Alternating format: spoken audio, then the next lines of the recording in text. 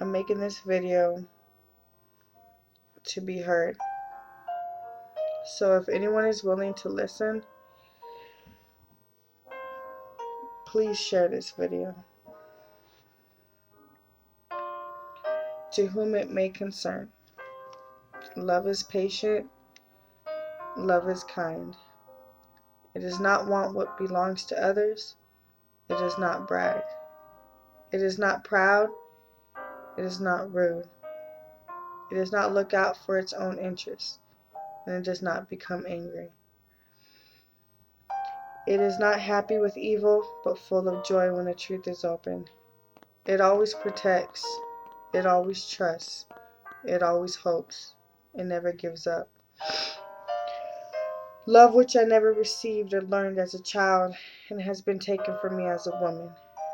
My name is Florence Rodriguez, and I am writing this letter because I need help. Not to make excuses or to receive pity, but to be heard if anyone is willing to listen. I am a child of the government, Arizona Department of Economic Security. Born April 14th, 1990 at the University Medical Center located in Tucson, Arizona. To my knowledge, I was born as a crack baby. Just about every street drug you can name was in my system, along with fetal alcohol effect syndrome. I know very little of my birth mother. I was removed from her custody at birth. 6 months after my birth, mother regained custody of me, though shortly after I was discovered unconscious, hardly breathing, in a dumpster near a convenience store. That's the last I heard of my biological mother being involved in my life. Since then, I had to live with the truth of my mother. However, I sit here wondering if what Child Protective Services told me about my mother is really the truth. I will never know until I find her. I am still on the hunt to find my mom. The year 1993, I was 3 years old, and I was adopted into the Watson family, where I wasn't treated any better than the foster homes where I previously resided at. I had 4 siblings: Jeremy 17, Amber 15, Matthew 11, and Ricky 6. Margaret and Eric were my adopted parents. My siblings went to school and work while I stayed home with my adopted father and sometimes my older brother Jeremy. Jeremy would commit sexual acts on me. I remember when he would make me grab and stroke his penis until he ejaculated. He would purposely make me take a bath and not let me go into the bathroom with a towel. I would have to ask him for one after I finished. When he brought the towel, he would stare at me and make rude, disrespectful comments on how he didn't feel I had cleaned my vagina well enough. Then he would dry me. As he was drying me, he would touch me, my genital area, fondle me everywhere.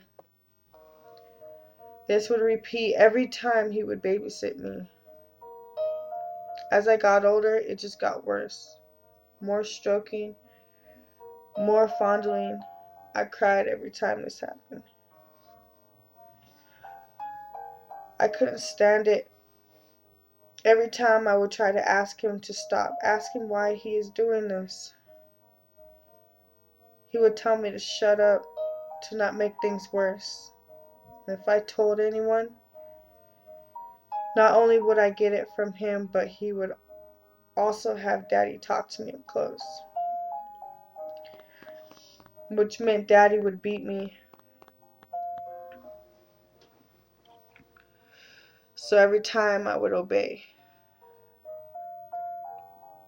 In the year 1995, I feared not only Jeremy, but my adopted father, Eric.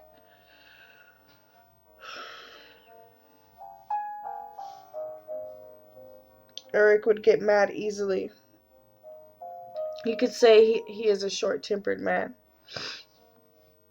When he got mad, it was not a pretty sight.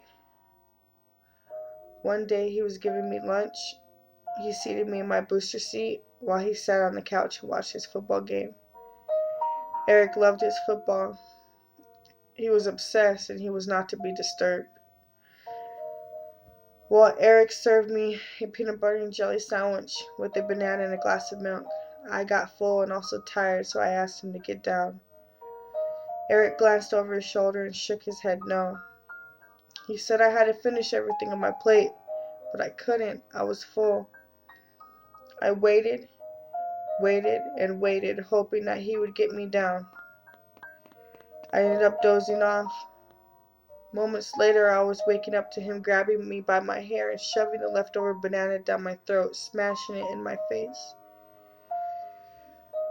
He was shouting at me why I hadn't eaten all my food, saying that I was an ungrateful little bitch. Will never, ever eat a banana again.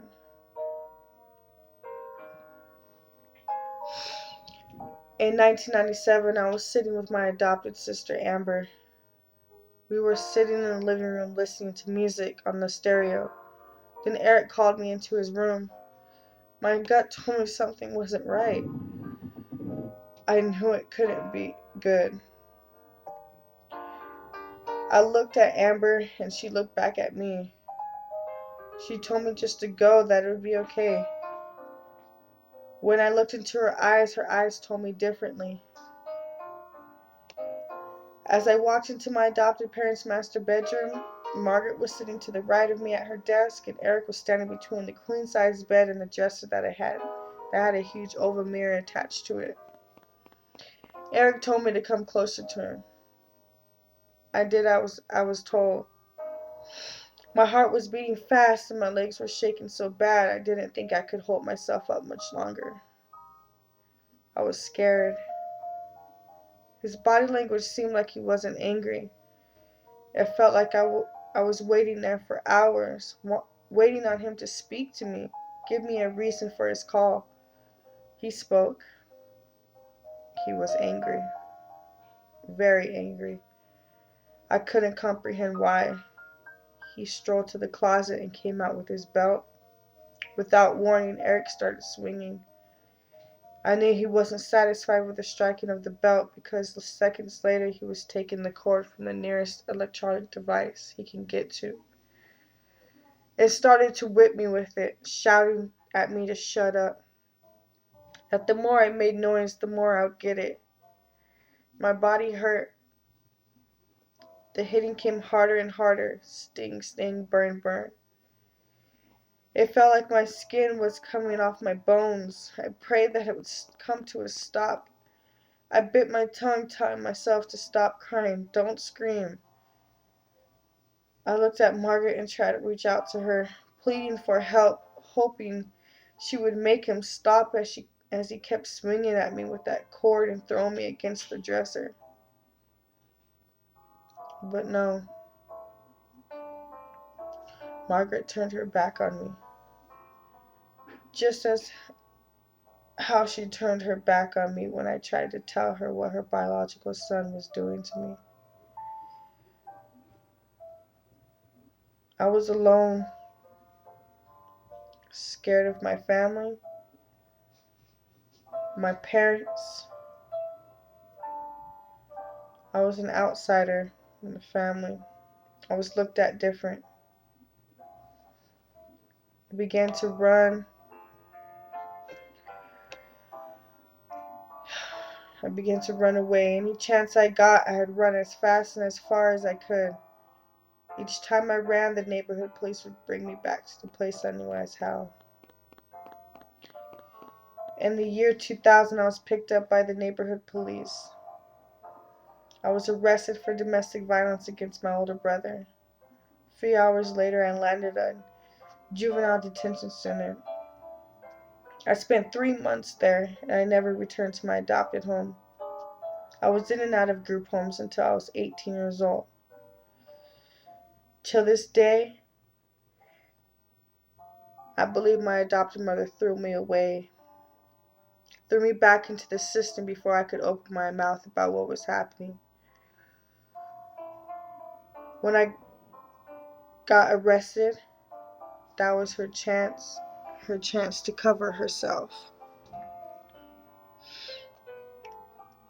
In 2007, 17 years old, I gave birth to my first baby boy, Abraham Josiah. However, I was still in CPS, and because of that, Josiah was taken from my custody.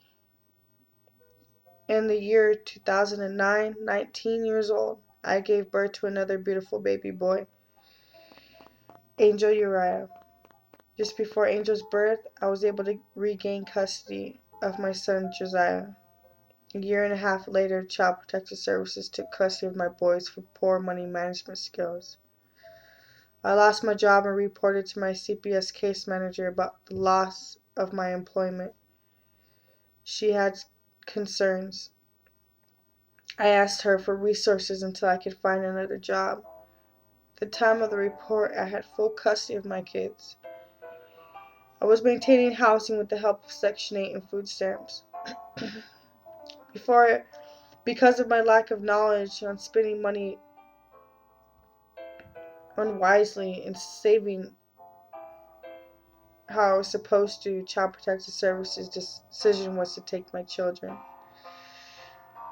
The year 2011, 21 years old, I gave birth to my third baby boy, Joel Anthony. Before my son was born, I was charged with DUI endangerment. In December of 2011, Child Protective Services severed my rights to my two sons, Abraham and Angel. Child Protective Services' reasoning was for the length of time and because I was engaged in a criminal activity while working a CPS case plan. Noting that my children were not in the car at the time of the DUI, they were at the foster home they resided in. 3 days after Anthony was born, CPS removed him from my care. He was taken at his first baby's checkup doctor's appointment.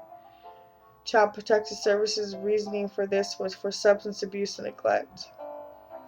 When I got my DUI, I was pregnant. I took it to court, proving at the time of my DUI I did not know I was pregnant. I won, and my son was returned to me, but only given physical custody. In January 2012, Child Protective Services took custody of Anthony again. This time the reasoning was for immaturity and instability. I was living with a friend, and my friend and I were having disagreements on how I wanted my son, Anthony, to be cared for. My friend continued, and I continued to have disagreements. She then took my key to the house. I was court ordered to live at that address. I notified Child Protective Services immediately of my issues. My caseworker gave me 3 options. Option 1, I can either go to a shelter.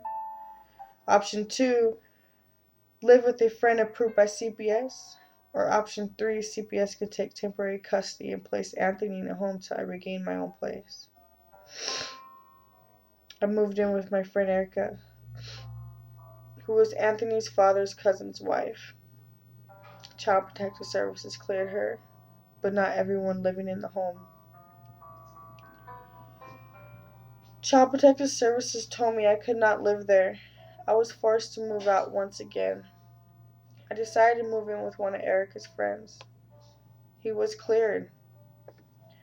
Child Protective Services called me and scheduled a date the following week to come inspect the house my son and I were residing in.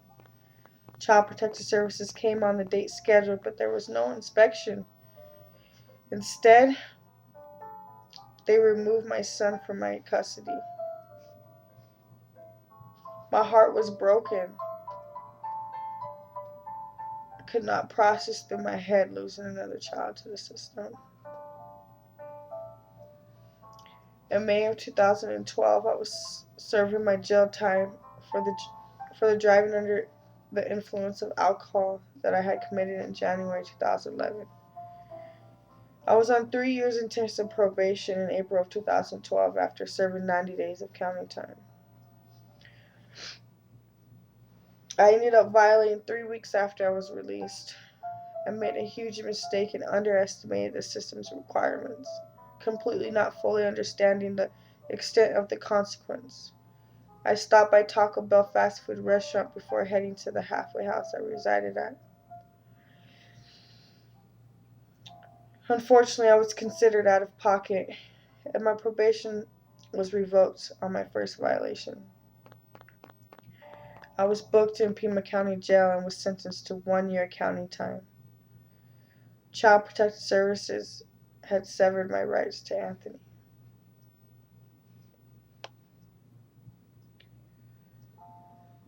As I am writing this letter, I have completed my jail sentence. I have been out for 4 months and I am fighting for my son.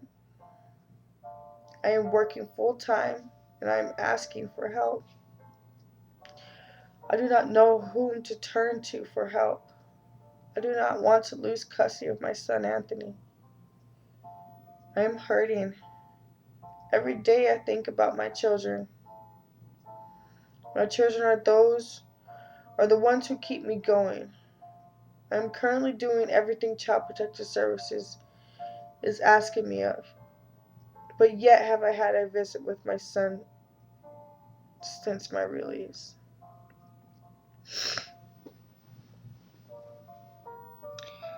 I realize I have made poor choices in life, but the mistakes I made should not have cost me my children, my family that I've created and love. The mistakes I made in the past have shaped me into the person I am today. I am closer to God than I have ever been. I have gained maturity and intelligence from the experiences I've had. I am determined and strong-willed in what I believe. Please, if you are listening, help me.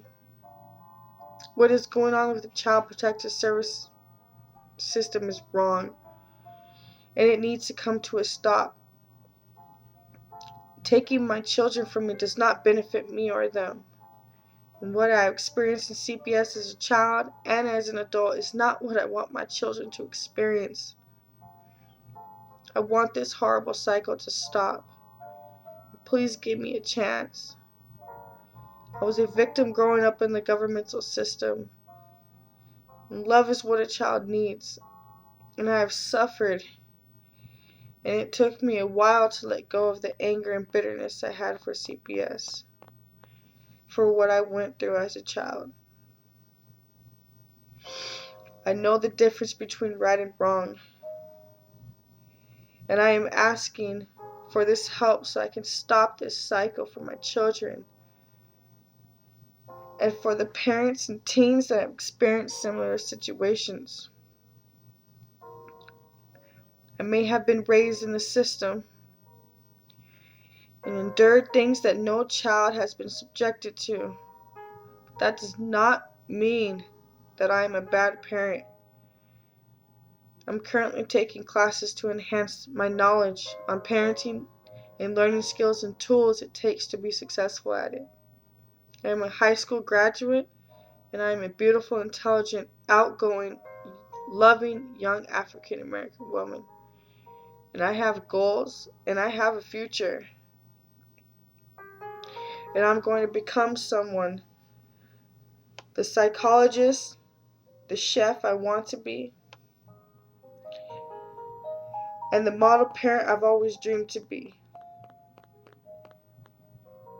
With that being said, I hope to start a nonprofit organization for children who are and who have grown up in the system of Child Protective Services. And I want this to provide for and help the children and teens who lack the opportunities and pleasures of a real childhood, as opposed to a child who wasn't raised in the system.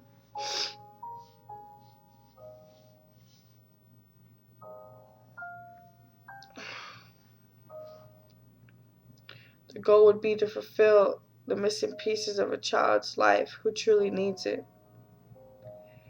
For instance, giving them a strong, positive family environment, encouragement, guidance, love, respect, good values, and preparation for life.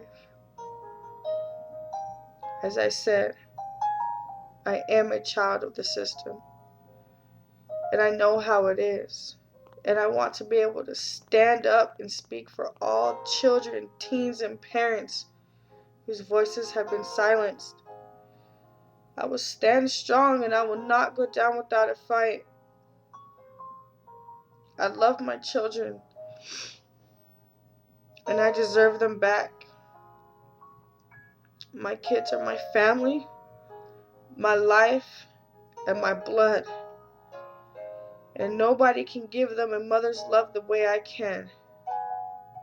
Please help me regain custody of my children and put a stop to the judgmental tendencies of child protective services that I've experienced. Encourage improvement in their system for the sake of our children.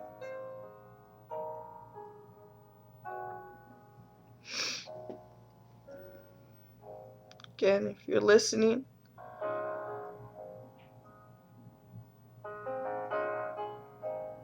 please share this video.